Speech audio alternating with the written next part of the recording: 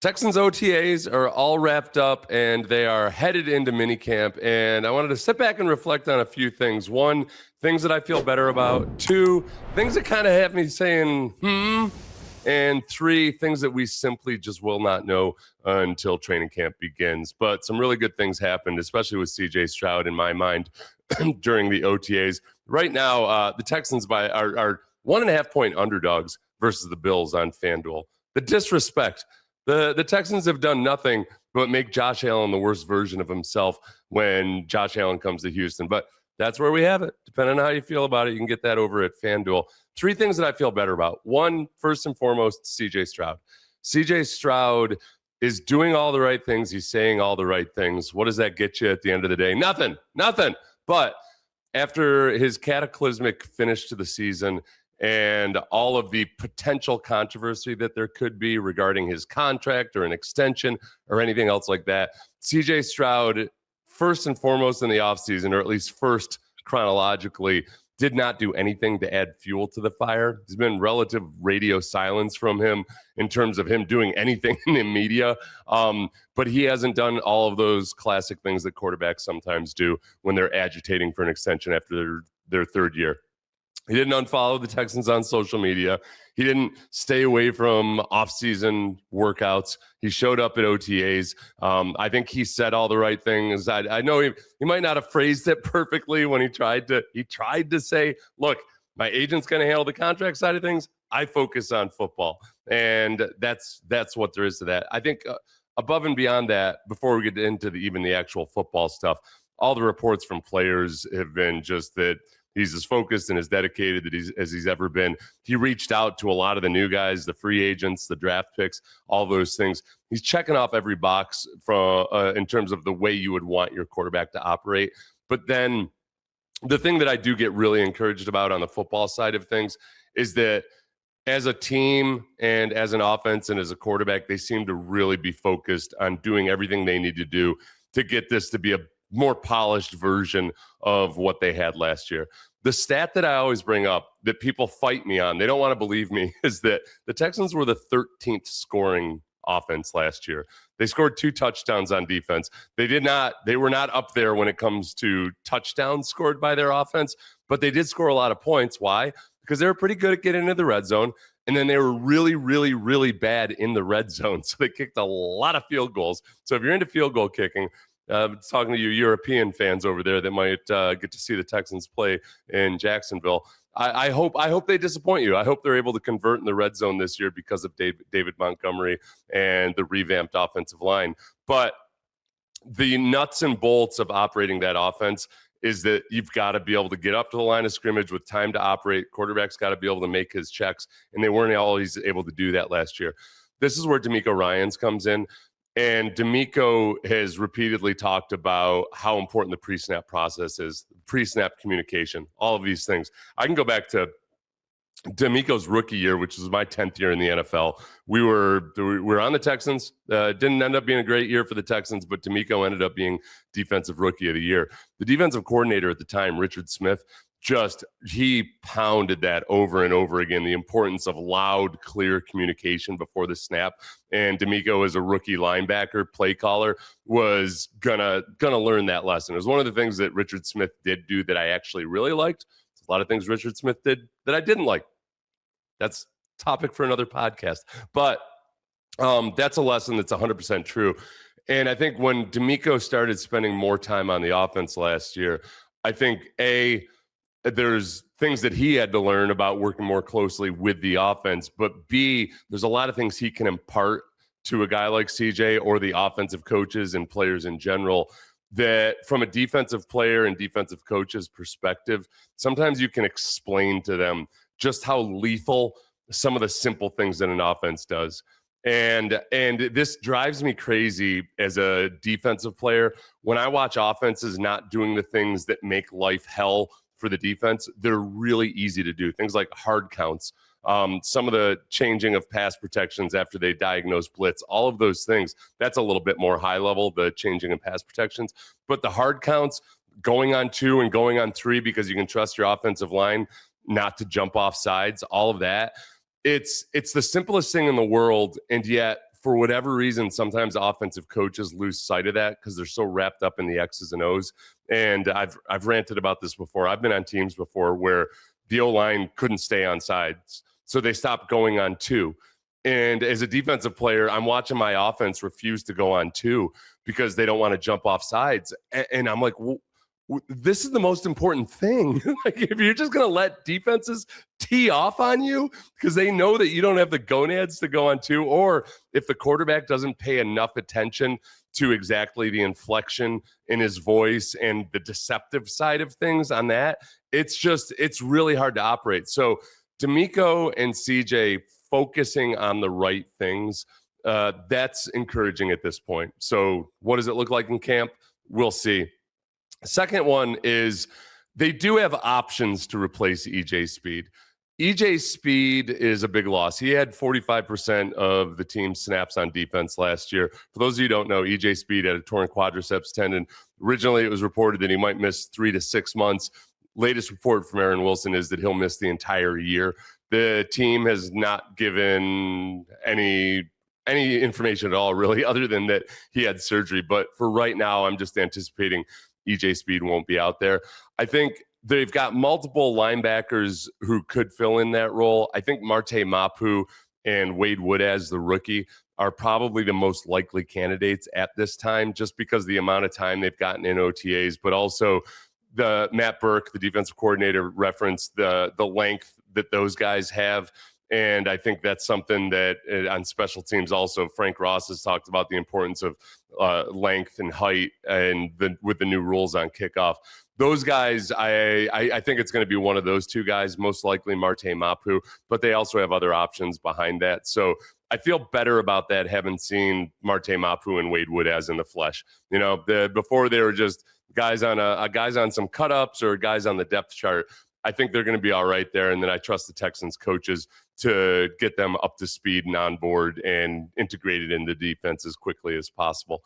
And then the third thing, and I have zero clue whether this is going to end up being an awesome thing or just a nice story or whatever it might be, it's that Tank Dell is going to practice with the team come training camp. Almost definitely, because Sean Pendergast and I asked him about it, asked Nick Caserio about it last week, and he said, yes, we're aiming towards training camp.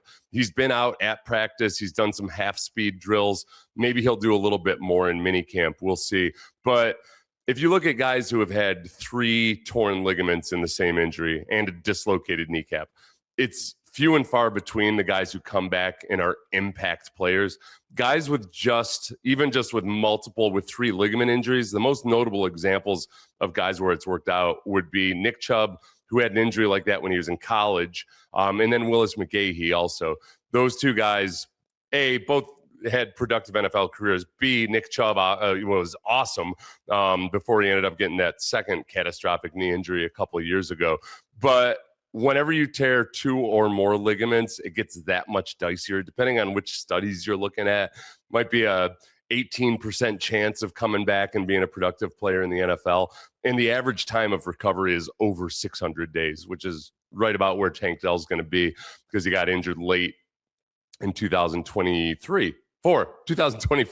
So that tracks. If you're frustrated about how long it's taken, that's the typical recovery time for an injury like that. But the fact that he's going to be practicing at all, I think, is really encouraging.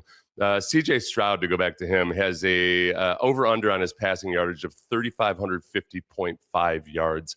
I like that just because if CJ Stroud stays healthy, and even if he played the way he did last year, but had played 17 games, that extrapolates out to over 3,550 yards.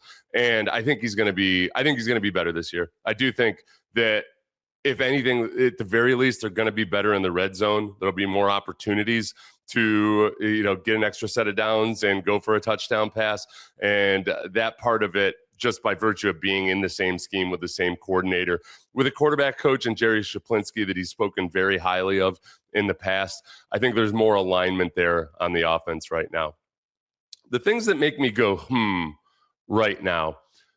So after I gush about all of them doing all the right things on offense and the process being right, I do have to point out that in OTAs so far, very early against a very good defense, they really haven't had a whole lot of explosive plays. Now, you can look at this in one of two ways. From the offensive perspective, I think they've moved the ball. CJ's done a good job of finding open receivers, checking down when he needs to. That part of it's been good. The question would be, all right, if you guys want more explosives at some point, let's see them. And it's hard to do when you've got an offense that's probably going to really lean on the play action. They want to have their run game be a driving force. They brought in nothing but offensive linemen who are physical in the run game. I mean, that was the one common denominator with every offensive lineman that they brought in. And then the guys that they retained in Ingram and Ed Ingram and Trent Brown, same profile. They want to run the ball. They want to be physical. You can't really do a whole lot of that in OTAs with no pads on. Even if the defense tries to be honest, like they're sitting on their heels a little bit. They know that it's all about the passing game when there's no pads on. So we'll wait and see. But that part of it, the lack of explosives is a little concerning. The other side of the coin there, if you want to be positive, is, hey, the Texans defensive players and coaches have talked about one thing they want to get better at this year is eliminating some of the explosive plays they've allowed. So lo and behold, they've done an awesome job of that. Now, if they're going against an offense like the Rams or somebody that majored in explosive plays, I'd feel really good about it because I wouldn't worry. Like if I were the Rams right now and they're not hitting explosive plays in OTAs, well, who the hell cares? They're going to be just fine. Puka's free. Puka's not detained or anything, so we'll be good. That's the thing to monitor and that I hope to see more of because I trust that the defense is going to be just fine. Reed Blankenship, I think, is going to be a big help in that regard, not allowing the deep explosive plays. But we haven't seen a whole lot of that just yet. The second thing that makes me go, a little bit is that, man, they draft a tight end relatively high. A lot of people would say that they reached for Marlon Klein because that's not nearly where he was on all the power rankings or on all the draft boards and the consensus boards and all of that. But, by virtue of signing Foster Moreau and bringing in Marlon Klein, drafting Marlon Klein, and by virtue of just what Nick Caley has said this year, they'd much rather use multiple tight ends than use that jumbo sixth offensive lineman package. I mean, it's got its place, but the Texans weren't lethal with their jumbo package last year. They kind of stabilized things and kept them from getting tackles for a loss and helped in pass protection a bit, helped them move the ball when they really need to move just 3 or 4 yards. But it really hinders the explosiveness of your offense. So not having Marlon Klein out there after the first 1 or 2 OTAs, I can't remember exactly when it was, he pulled his hamstring. That was disappointing. When we found out, I think again via Aaron Wilson, that it was a hamstring injury and not something involving ligaments or tendons or anything like that, I felt better about that. So I trust that we're going to see Marlon Klein. I'm just a little disappointed that we didn't get to see more of him so far. I did like that Will Anderson kind of gushed about Marlon Klein. The third thing that would make me say, a little bit, and this isn't even anything based on observations. It's just a reminder to myself that, okay, you do have a brand new offensive line. This is no guarantee that any veteran that you bring in, no matter how good they were before in their previous spot or how good they've been in their career, it's not always as easy a transition as that. So with Braden Smith and Wyatt Teller, I think they're going to be just fine, but I don't want to say that for sure until I see it. The other thing about those two guys would be the very first day that we were out there and Braden Smith wasn't out there. It was a reminder that, okay, I know he's recovering from this neck injury, and that's cool. That's fine. But both Braden Smith and Wyatt Teller and Trent Brown have had a lot of injuries over the last few years. And that at some point, man, it's nice to look at this on paper and say, wow, you've got veterans across the board. You've got a lot of competition, potentially a rookie at center. A first-round rookie might end up playing center. Ariante Ursery's in his second year. But that it's not a guarantee and it's not a slam dunk. So less of an observation and more of a general, yep, that's what we get, which is a nice segue, I suppose, into things that we just don't know and that it would be foolish for me to overreact to. And yet there's still concerns. So if we narrow down the offensive line and just talk about the interior offensive line. And I'll say the interior defensive line as well.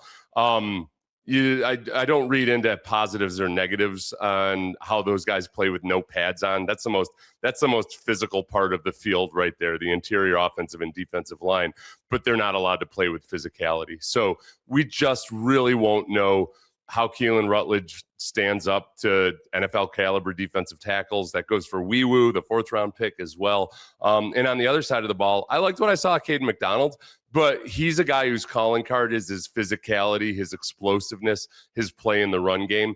And we just won't get a feel for that until we see him out there in pads, see him in some 9-on-7 drills. I'm excited about all 3 of those guys, really.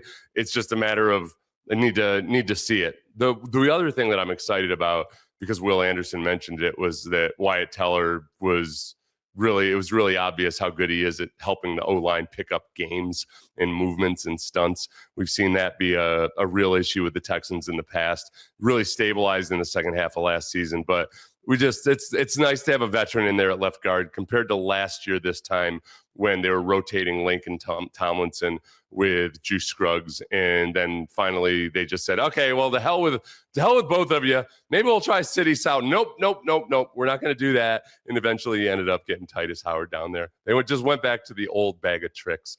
The punter battle. There's 2 reasons we don't know much about the punter battle. I've seen reports. Cody Stutz from www.houfootball.com does a lot of he really covers the team really well and lays out exactly some of the punter's hang time and everything. I refuse because I am completely, totally, wholly incapable of judging a punter unless one guy's shanking it all the other time and the other guy is just booming Shane Leckler type punts. Like, I could tell that Shane Leckler was a good punter in training camp, okay? But I already knew he was a good punter. But his punts were majestic. It was beautiful to watch. The one thing I know about the punter battle is that he's going to have a badass name, whoever it is. Kai Kroger, Jack Stonehouse. Those are some damn good names right there. Those are Texans-worthy names, which brings me up to one thing I want to bring up at the end. Tier 1 Texans. I'm going to talk a little bit of Texans methodology when we get to the end of this. The third thing that we just won't know, and this is very general, but I'm hoping for, need it for my mental health. I need there to be actual battles between the offensive line and the defensive line in training camp. And I should say between the offense and the defense in general, but that really starts with the offensive line and the defensive line, because that's where it was just obvious last year that the Texans couldn't get a play off because the O-line was getting decimated so thoroughly. And you had C.J. Stroud in there trying to make it work with, at various times, whether Christian Kirk was practicing or not. He's got Jaden Higgins and Jalen Noel, a couple of rookies. Those guys have looked a lot better. Those guys are integrated into the offense. I think that you're going to see those guys as viable weapons. Obviously, you've got Nico Collins. But then on the offensive line, you've got what I think should be a better offensive line, and then also Foster Moreau, the tight end, who's a good blocker. And Marlon Klein might develop into that. C.J. Stroud's in his second year in the offense. I don't want to be in the position where, remember last year in training camp, Cecil and I were talking about like, oh, boy, really doesn't look that good out there, and CJ's not really connecting with a lot of people, because then I have to deal with people who want to kill the messenger. Why are you guys so negative all the time, huh? Why are you guys telling us what you see with your eyeballs and relaying it to us? Because we don't want to hear it. And you feel like a hater. But last year, everybody who was out there was describing what they were seeing accurately, which was the offense was not doing anything against the defense, really until the last couple days at West Virginia. All of a sudden, the offense started to show a little bit of life, and that was nice to see. But it just took a little too long. I don't want to have to wait for it so long this time around. Will Anderson spoke about how impressed he was with Foster Moreau. I brought that up earlier. Wyatt Teller, we've talked about that a little bit. And when Will was talking about how he's excited about some of the battles they'll have, it almost felt like a guy that just had been getting bored in training camp. He was so tired of just not being challenged or tested in training camp. And I feel like this year he actually will be. And that's something to be excited about. As far as the tier 1 Texan. So the other day, Sean Pendergast and I had Nick Casario on Sports Radio 610, and Sean asked Nick, okay, is there like a box you check when you're looking at prospects in the draft and you just say, okay, is this guy Texans worthy? And Nick said, yeah, we do. We have I think he said they have a little icon or a box or whatever that basically says, okay, how much of a Texan is this guy? And there's tiers to it. And he didn't say what they named the tiers. Sean and I have chosen that to say that there's a tier 1 Texan who's a guy like Will Anderson. There's a tier 2 Texan who's swarmy, but still aspiring to be at the level of a Will Anderson, a Jalen Petrie, guys like that. It's really hard to get to. You can only have so many tier 1 Texans. And then the third tier is, I don't want him on the Texans. Because DeMeco has been really, really consistent in demanding a certain standard in the type of players that he has. And one thing that I've always loved about DeMeco and the way he operates, and one of the Texans players said the same thing. Oh, it was Xavier Hutchinson on a podcast a few weeks ago.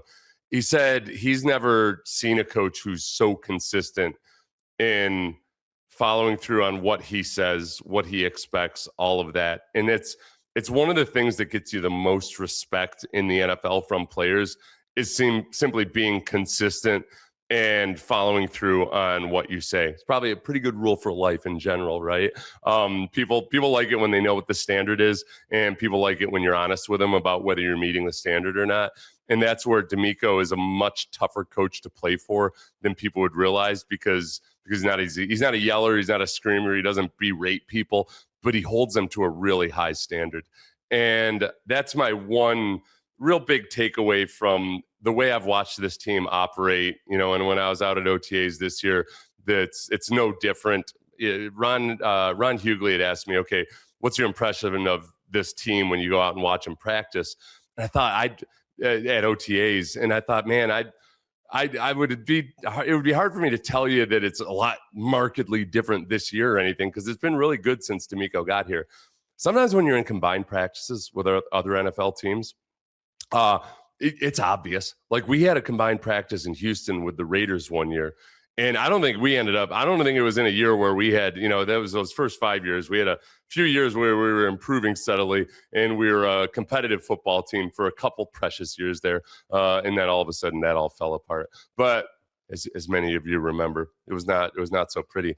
But the Raiders were in town, and man, it just from the players to the coaches to everybody, just even looking at the coaching staff, they looked like if anything they were retired mobsters more so than they were actual football coaches. Everybody was just walking around from drill to drill. There was just no zest or energy or pep to them. And DeMeco's team is the exact opposite of that. I remember having the same impression in a positive way of the 49ers when they came in. It was DeMeco's first year, one of his first 2 years as a coach with the 49ers. And their coaching staff was the exact opposite. I remember looking at the coaching staff, and they got Saleh, they got DeMeco, they got all these other guys out there that looked like it could just, set a PR in their 5K if you asked them to race like that day. And I think the Texans are much more like one of those staffs right now. So the tier 1 Texans will figure out by the time they have final cuts at the end of this training camp. I think this will probably be the most thoroughly complete set of guys that fit the mold of what DeMeco Ryans wants. He's been here through 4 drafts now. They've added more of those swarmy tier 1 type of players on offense. David Montgomery, I think, is 100% that guy. We talk about being better in the red zone. Yeah, David Montgomery is that guy. So there we go. The things I feel better about, things that make me go, and the things that we just flat out don't know. Thanks for watching. Please like and subscribe. If you're listening on Apple or Spotify or anywhere else, leave a review. A 5-star review would be smashing. And leave some kind words. And thank you, everybody. Have a great one.